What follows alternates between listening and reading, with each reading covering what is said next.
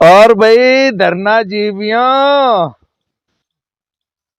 आंदोलन जीवियों और उनके समर्थकों, क्या हाल है? कौन से बिल में छिपे बैठे हो? कल कोई कह रहा था नहीं नहीं कोई बिल में नहीं छिपा, जगह जगह महापंचायत कर रहे हैं। अच्छा, अगर नहीं छिपे हो ना बिल में तो अब छिप जाओ, क्योंकि अब अंडरग्राउंड होने का समय आ चुका है। तो नमस्कार दोस्तों, जय हिंद, सुप्रभात। आज सुबह सुबह वीडियो बनाने बैठ गया हूं। मेरा नाम बाबा रामदास है और आप सुबह सुबह देखना शुरू कर चुके हैं मेरा चैनल दद्दा की खरी खरी। तो आज साहब दद्दा की खरी खरी में न्यूज ये है कि पहलवानों ने जो रेत का किला बनाया था, पहलवानों ने और पहलवानों के समर्थकों ने, आंदोलन जीवियों ने जो झूठ का किला खड़ा किया था ना, वो नीचे गिर गया और अब बेचारे उसके नीचे दब गए हैं।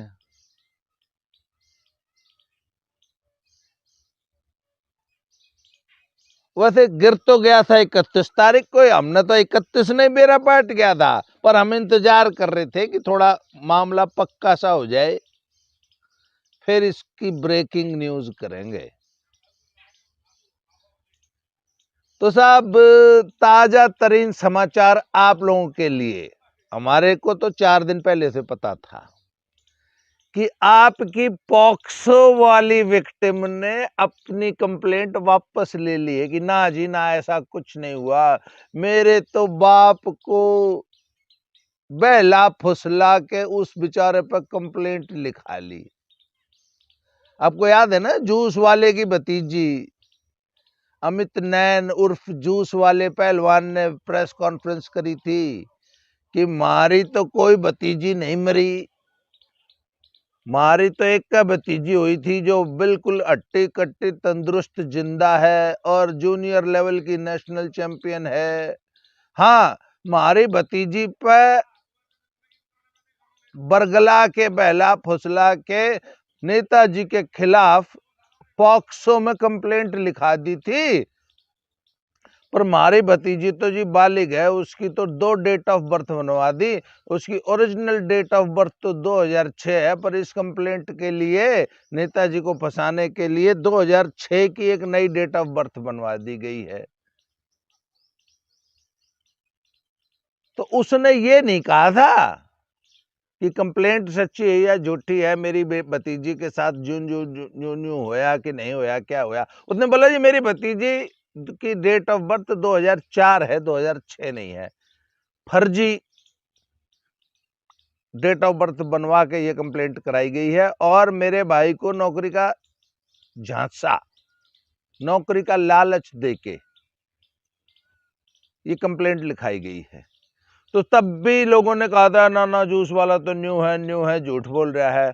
आज साहब, उस सो कॉल्ड नाबालिग, सो कॉल्ड पॉक्सो लगवाने वाली लड़की ने अपनी कंप्लेंट वापस ले ली और कंप्लेंट में लिखा है कि ना जी ना, मेरे पिताजी को तो बहला फुसला के न्यू लिखवा लिया था, ऐसी कोई बात नहीं हुई और ऐसी कोई घटना नहीं हुई, हमारे साथ कुछ नहीं हुआ और मैं अपनी ये कंप्लेंट वापस लेती हूं। और आपको मालूम है, सिर्फ पुलिस में कंप्लेंट लिखाने से या वापस लेने से कुछ नहीं होता है, उसको तो 161 का बयान बोलते हैं जो पुलिस के सामने दिया जाता है।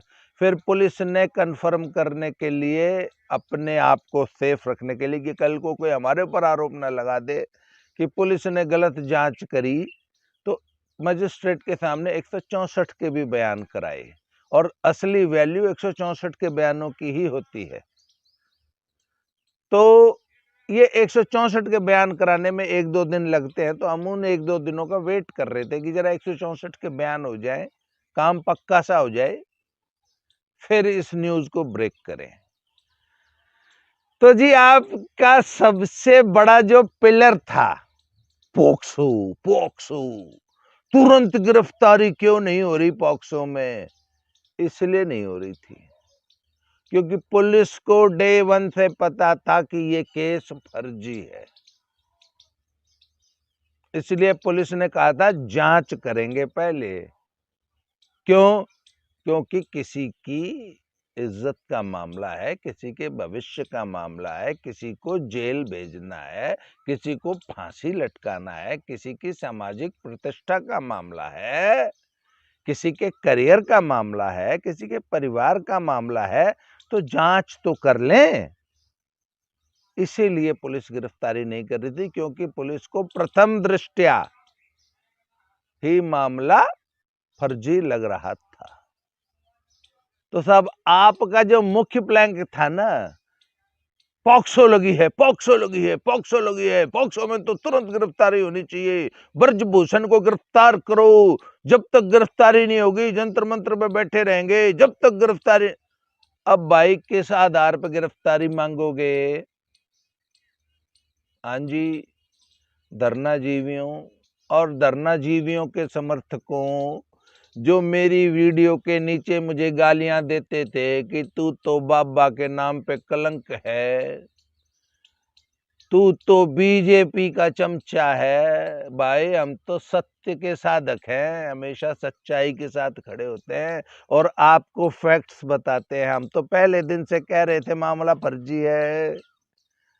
मैंने आपको याद है कल ही के वीडियो में कहा था कि ये धरना जीवी, ये झूठ बोलने वाले पहलवान गिड़गिड़ा के, घुटनों के बल गिर के, ब्रजभूषण सिंह के पैरों में गिर के थूक के चाटेंगे और रहम की भीख मांगेंगे। और ये इनके समर्थक जो कल तक मुझे कह रहे थे ना कि ये बाबा तो चमचा है, यो तो बाबा ईशा है, विशा है, तेरी बेटी होती तो क्या तू भी तब भी ऐसे ही वीडियो बनाता, ऐसे सवाल पूछता? तुम सब ये रिक्वेस्ट करोगे कि ब्रजभूषण जी ये आपके बच्चे जैसे हैं, बेचारी मेडल लाई है, इन्हें माफ कर दो, इनको जेल मत भेजो। कही थी ना कल वाली वीडियो में। एक ने तो नाक रगड़ के पैरों पे गिर के घुटने टेक के थूक के चाट लिया। इसको यूपी में थूक के चाटना बोलते हैं। पहले थूक दिया कि मेरे गलिया न्यू न्यू होया, न्यू न्यू होया, मैं तो न्यू कर गई, मेरी तो जेब लिकड़ गई है, मेरी तो सांस उखड़ गई, मेरे तो गोडे छिल गए, मारी गलिया मेरा तो जौन सुसन हो गया, 1000 छोरियों का हो गया चौन सुसन। मेरा पार्टनर बाहर बैठा था, अंदर नेताजी ने मेरे गोडे छील दिए। कह दी ना जी ऐसा तो कुछ ना होया था, मेरे को तो बहला फुसला के बरगला के लिखवा लिया मेरे तक। इसको कहते हैं थूक के चाटना। क्यों भाई? धरना जीवियों के समर्थकों, कौन सी बिल में छुपे हो? अशोक हुड्डा, पहलवान कोच और उनके सभी सिपह सालार।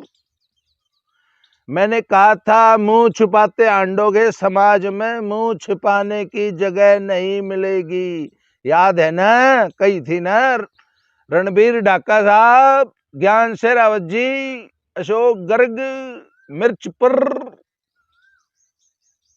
अशोक ढाका,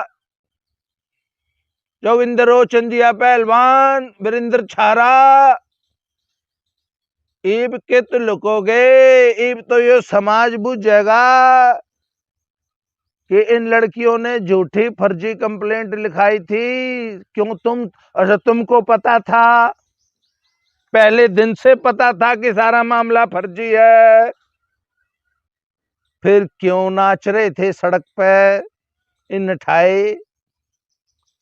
मैंने कही थी कि मैंने कहा भाई झूठ की भीत जो है ना, रेत की भीत, ये ज्यादा दिन नहीं टिकती, एक दिन ऊपर ही गिर जा है।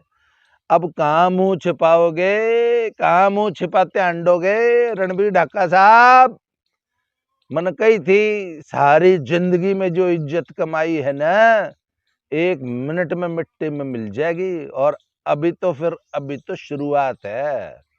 अभी तो सिर्फ एक लड़की ने अपनी कंप्लेंट वापस ली है, सिर्फ एक लड़की ने कहा है कि ना जी ना, ऐसा कुछ नहीं हुआ, और न्यून ही कही है। जब उनके खिलाफ सामने प्रूफ रख दिए गए कि आपने झूठ बोला है। अच्छा, एज को छोड़ भी देते हैं, एज क्या थी नहीं थी, पॉक्सो लगा कि नहीं लगा, जो उस लड़की की कंप्लेंट थी, उस कंप्लेंट में कुछ था ही नहीं। भाई नेताजी ने मेरे कान में कुछ कही, अब कही कि नहीं कही। मेडल पहनाते वक्त क्या नेताजी ने ऐसा कोई व्यवहार किया था? किसी ने ऐसी कोई गवाही नहीं दी। कल का अखबार सारा दिन लेके उड़ता रहा कि 4 गवाह सामने आ गए, ओ तेरी 4 सामने आ गए, जिसमें 2 गीता बबीता है। मैंने कहा था जीजा साली संघर्ष समिति है भाई, तो गीता बबीता तो आऊंगी गवाही देने, वो भी चश्मदीद गवाह नहीं थी। एक हमारे बूंडे मुंह वाले इंटरनेशनल फकीर निकल गया मुंह था, इंटरनेशनल रेफरी हैं, उनका किस्सा कभी बाद में सुनाऊंगा। हाँ, मेरे से कही थी महाराज जॉन सुसन होता है, कही थी कान में, चश्मदीद गवाह नहीं है, और एक ऐसी ही कोच है।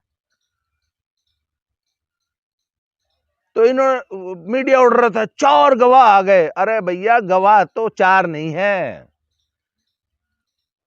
125 गवाह है, जिसमें से सिर्फ 4 ने कही है कि हाँ हमने सुनी थी या हमको बताई थी। उसमें भी 2 परिवार की लड़कियां हैं, गीता फोगाट बबीता फोगाट, पर बाकी 121 और हैं जिनने कही ऐसा कुछ नहीं हुआ।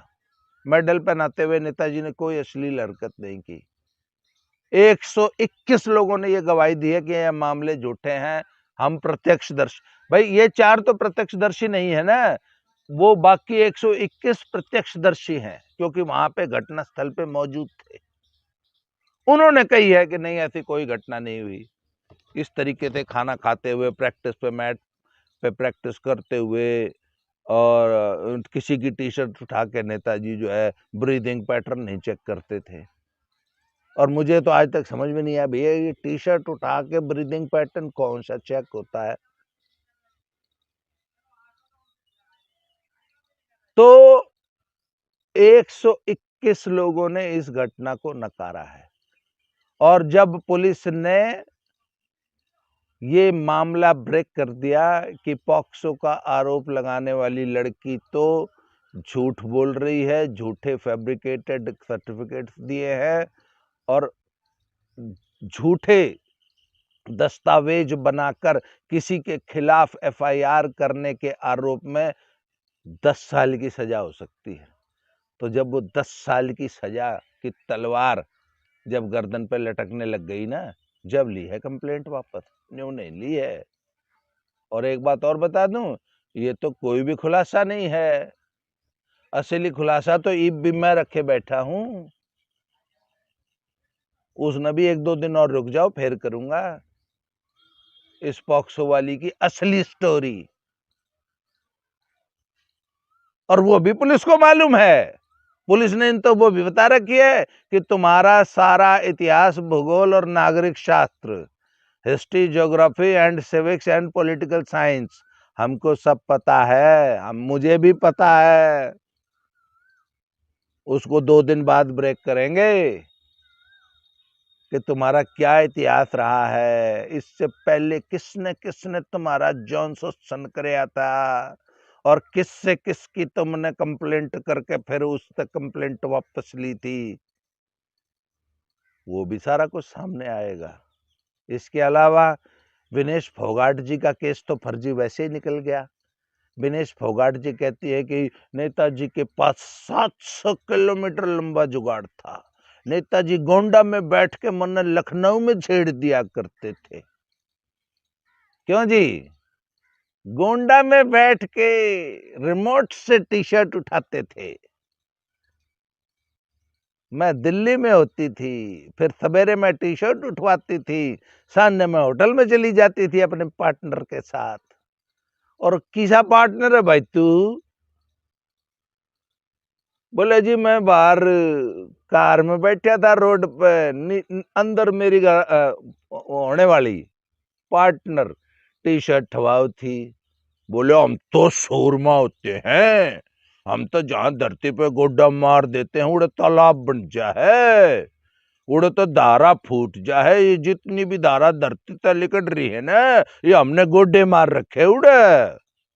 वो था ना, वो शायद अर्जुन था, वो तीर मार दिया करता था तो उगड़े तो धारा फूट जाया करती थी, बिल्कुल पाताल लोक ने भी छेद दिया करता था वो तीर। वो महाभारत में भीष्म पितामह ने बोलिया भाई कि मेरे को बहुत प्यास लग रही है, तो तीर मारा क्या नाम अर्जुन ने, तो कति पाताल फोड़ दिया उस तीर ने। बजरंग पुनिया न्यू कहता हम सिर झुका सकते हैं तो सिर काट भी सकते हैं, पर न्यू गाड़ी में बाहर बैठे रहे हैं और अपनी पार्टनर अपनी बहन बेटी जो है अंदर टी शर्ट ठवाती रहती है। क्यों? थारे ही आरोप है, हम तो कह रहे थे झूठ बोल रहे हैं। मतलब तुम किसी को फंसाने के लिए और अपने पॉलिटिकल मोटिव्स को साधने के लिए अपनी खुद के घर की औरतों पे ऐसे घिनौने आरोप लगाते हो, तुम्हें शर्म नहीं आती है? कुछ हैं ट्राइब्स इंडिया में जो इसी तरह खुद बाहर बैठी रहती हैं और अंदर टी शर्ट्स उतरती हैं। Are you not one of them? मतलब तुमने इतने घिनौने आरोप सोच कैसे लिए यार? और वो भी एक दिन नहीं 2 दिन। आज टी शर्ट उतरवाई, बाहर खुद कार में बैठा रहा, अगले दिन फिर उतरवाई, फिर लेके आया। खैर थैंक्स टू पुलिस, पुलिस ने कह दिया सारी स्टोरी झूठी है। हाँ, होटल में रुकने वाली सच्ची है, परंतु ऐसा कुछ नहीं हुआ था क्योंकि ब्रजभूषण शरण सिंह दोनों दिन लखनऊ और गोंडा में मौजूद थे और पुलिस के पास पूरा एविडेंस है, अकाट्य एविडेंस, जो कि कोर्ट में एडमिसिबल एविडेंस है। तो साहब जो 2 मुख्य पिलर थे धरना जीवियों के वो ढह गए और अब ये न्यू पंचायत करते अंडे हैं। 9 कर दो, 9 जून तक गिरफ्तार कर लो, नहीं तो हम बाल पाड़ देंगे सारे। अब बोले जी अमित शाह के साथ रात को 11 बजे पहलवानों ने मीटिंग करी है, समझौता हो जाएगा। टेकाउत साहब बोले, मैंने कहा वाह भाई क्या का समझौता करेगा? समझौता क्या? ऐसी कौन सी डिमांड है? समझौता तो आमतौर पर हड़ताली कर्मचारी करते हैं क्योंकि उनकी कुछ डिमांड्स होती हैं कि हमको तनख्वाह बढ़ा दो, बोनस दे दो, हमको ओवर टाइम दे दो, हमको 1 रैंक 1 पेंशन दे दो, या हमको ओल्ड पेंशन स्कीम दे दो है, या हमको 4 छुट्टियां हमारी बढ़ा दो है, या हम अगर अस्थायी कर्मचारी हैं, कॉन्ट्रेक्चुअल है, तो हमको पक्के कर दो। ऐसे केसेस में जब हड़तालें होती हैं तो फिर पुलिस और सरकार और हड़तालियों के बीच में समझौता हो जाता है। इस केस में क्या समझौता करेगी भाई केंद्र सरकार तुमसे? क्या वादा कर लेगी? बोले जी ब्रजभूषण ने गिरफ्तार कर लो, हमारी इज्जत बच जाएगी। अरे भैया ब्रजभूषण को गिरफ्तार करना है या नहीं करना ये होम मिनिस्टर डिसाइड करेगा क्या? अरे भैया ये पुलिस इन्वेस्टिगेशन में डिसाइड होगा कि अपराध है कि नहीं है, और फिर कोर्ट डिसाइड करेगा। होम मिनिस्टर का कोई रोल नहीं है इसमें। तो बोले जी 5 शर्तें हैं, वो मान गई है केंद्र सरकार, पर गिरफ्तारी की नहीं मान रहे। अरे गिरफ्तारी किस बात, अब कर लो ना गिरफ्तार। आपकी मेन जो कंप्लेनेंट थी जिसके ऊपर आप पॉक्सो पॉक्सो पॉक्सो उछल रहे थे, उसने कंप्लेंट ही वापस ले ली, कर लो गिरफ्तार। और बोले 5 शर्तें हैं उनको मान गई, वो शर्तें क्या मान गई कि लखनऊ से पटियाला शिफ्ट कर दिया। बोले ये तो 2 महीने पहले कर दिया था। ओ भाई 2 महीना पहले भी क्यों, 4 महीना पहले लखनऊ से कैंप लड़कियों का पटियाला शिफ्ट कर दिया था। हालांकि 99% कैंपर्स, अब इन चारों को तो खुद तो कभी जाना नहीं कैंप में, तो आज की तारीख में 100% कैंपर्स इस फैसले से खुश नहीं है। और आज मेरे से लिखवा लो, ये फैसला भी पलटेगा। क्यों? मेरे पास पिछले कम से कम 10 दिनों में कम से कम 10 national champion Arjun awardees international पहलवान लड़कियों के फोन आए हैं, और सबका कहना है जी पटियाला सेंटर या बाकी जितने सेंटर हैं इनमें इतनी भीड़ भाड़ है और इतने बेकार सेंटर हैं कि हम लड़कियां बहुत दुखी हो जाती हैं। 7 स्टार होटल के जैसा है लखनऊ सेंटर, और वहां पे सिर्फ हमारा कैंप लगता है विमेन रेसलर्स का, और इतनी जबरदस्त केयर होती है। क्यों? क्योंकि वहां नेताजी का होम ग्राउंड है लखनऊ, इस वजह से नेताजी का इन्फ्लुएंस काम करता है। And we feel very safe, very secure, और हमारी बहुत अच्छी सेवा होती है। ये लड़कियों का कहना है।